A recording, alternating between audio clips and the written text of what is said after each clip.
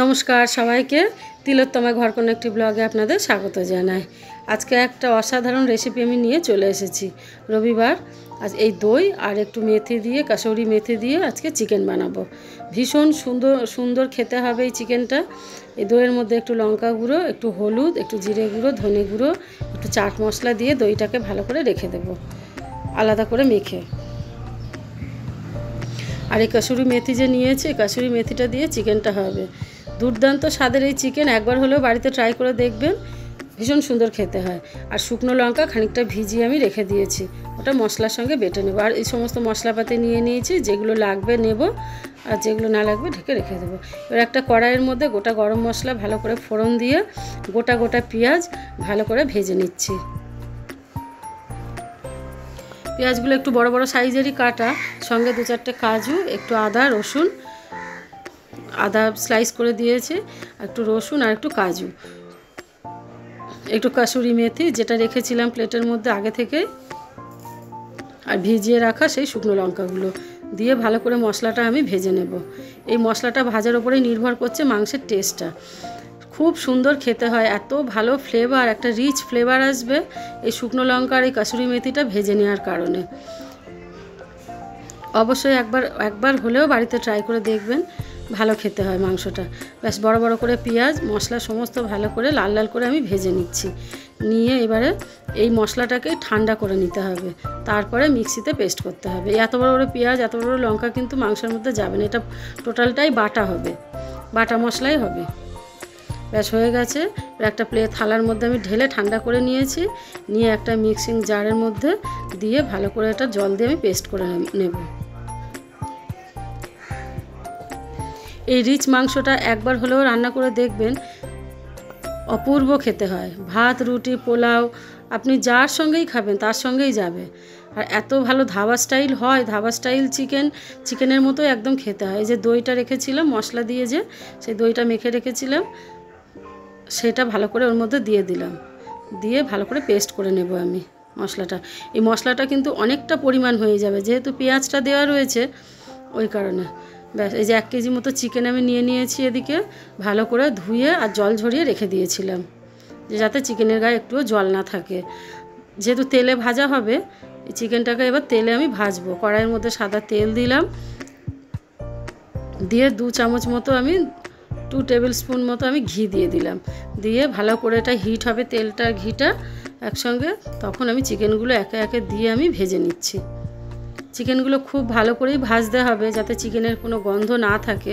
আর চিকেনটা এরকম ভেজে রান্না করলে জানেন তো ভীষণ ভালো খেতে হয়, আর টেস্টটাও দ্বিগুণ হয়। চিকেনটা ভালো করে ভাজলে চিকেনটা নরমও হয় আর খেতেও ভালো হয়। ব্যাস আস্তে আস্তে করে এরকম করে আমি ভেজে নেব, এপিট ওপিট করে ভালো করে মিনিট 15 মতো চিকেনটা ভাজতে হবে। কোনো কিছুই দেওয়া নেই, কিন্তু লেবু দেওয়া নেই, নুনও দেওয়া নেই, কোনো মশলাপাতিও দেওয়া নেই। প্লেন চিকেনটা জলে ধুয়ে আমি জল ঝরিয়ে রেখেছিলাম, সেই চিকেনটাকেই ভালো করে আমি ভেজে নিচ্ছি। এরকম লাল লাল করে চিকেনটা ভালো করে ভাজতে হবে।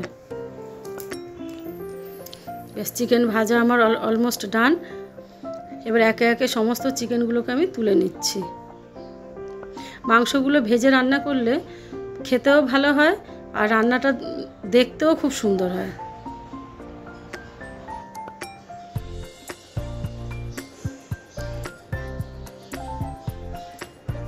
আমার এই সুন্দর রেসিপিটা একবার হলেও বাড়িতে ট্রাই করে দেখবেন, খুব ভালো খেতে হয় এটা।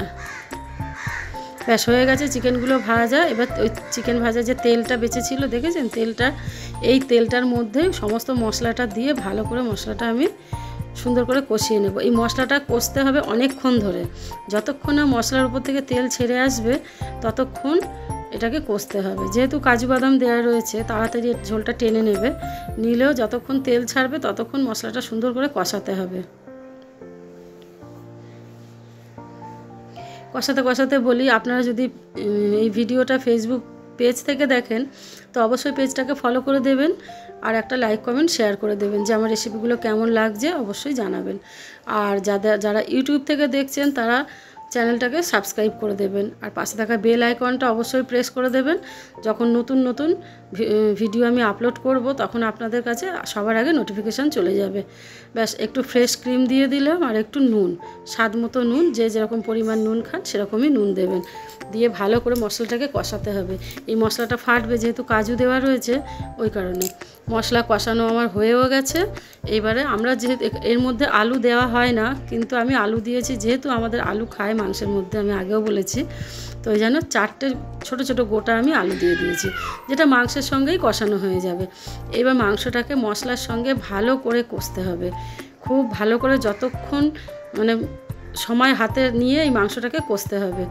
তেল ছেড়ে আসবে আর মাংসটা থেকে সমস্ত মশলার যে তেল ছেড়ে একটা লাল রোগান উঠে আসবে, ততক্ষণ মাংসটা কষতে হবে।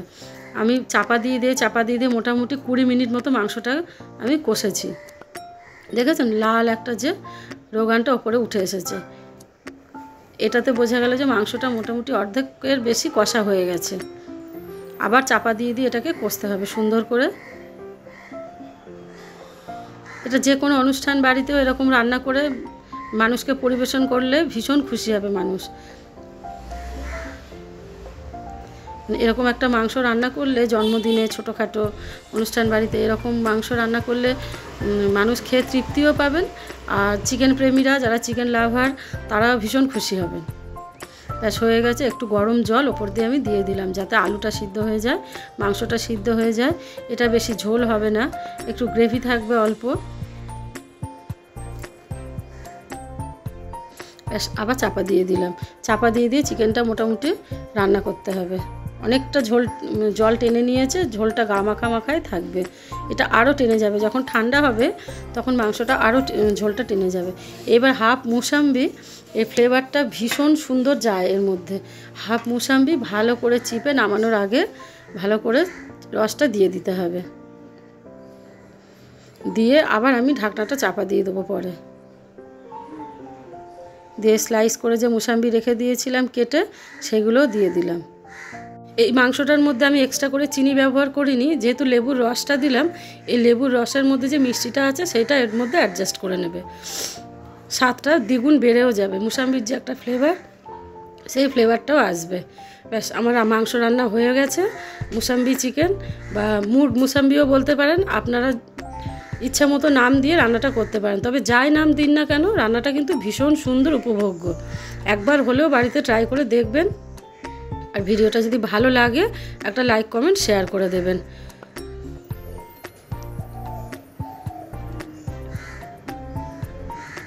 ভীষণ সুন্দর এই রেসিপিটা একবার হলেও বাড়িতে অবশ্যই ট্রাই করবেন।